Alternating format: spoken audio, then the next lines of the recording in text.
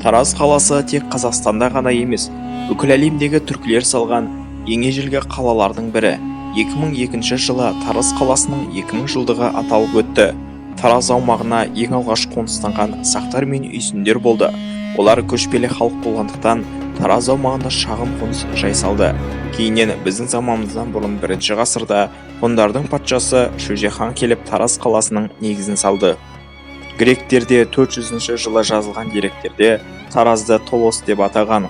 Ұлы жібек жолы пайда болғаннан бері Тараз қаласы экономикалық жағынан өте маңызды болғандықтан көптеген түркі мемлекеттері өз билігінде ұстауға тырысты. 485 жылы Таразға келген Қытай буддисі Юаньцзян Талосе деген қалаға келдім. Онда әлемнің әр түкпірінен жиналған саудагерлер өте көптеген.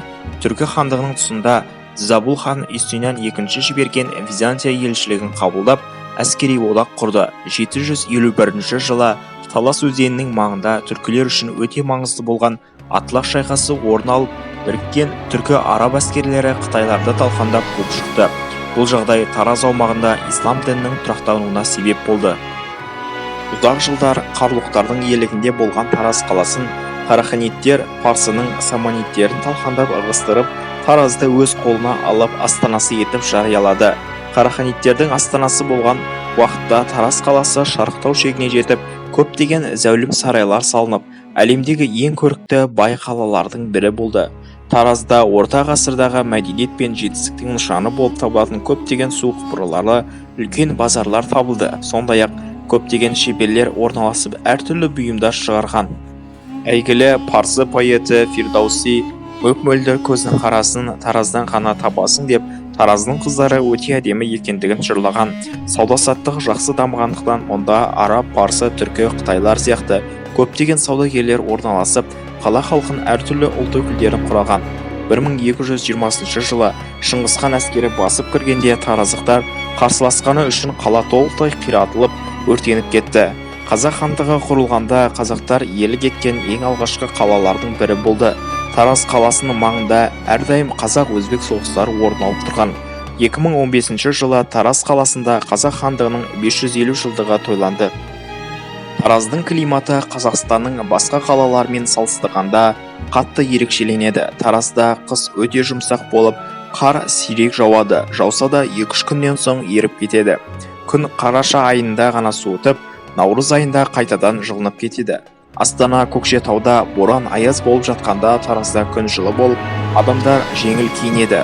Жазда күн ыстық болып 40 градусқа дейін көтеріледі. Сол себепті қауын, қарбыз, әңгелек сынды жемістер жақсы пісіп, Қазақстанның басқа аумақтарына жіберіледі. Сондай-ақ Таразда көптеген таулар бар.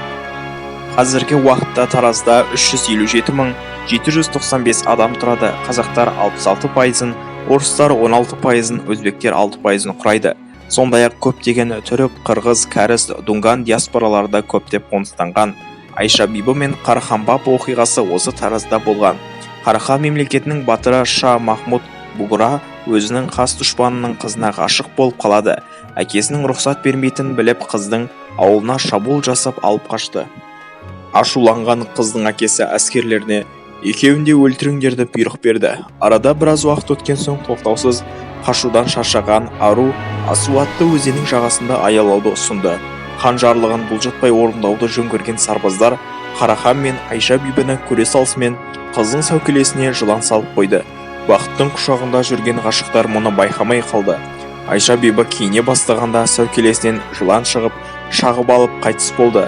Қайғыға түскен Қарахан бұл жалғанда бірге болу бұйырмаса да, о дүниеде жұбымыз жазылмасын деп мазар соқтырды.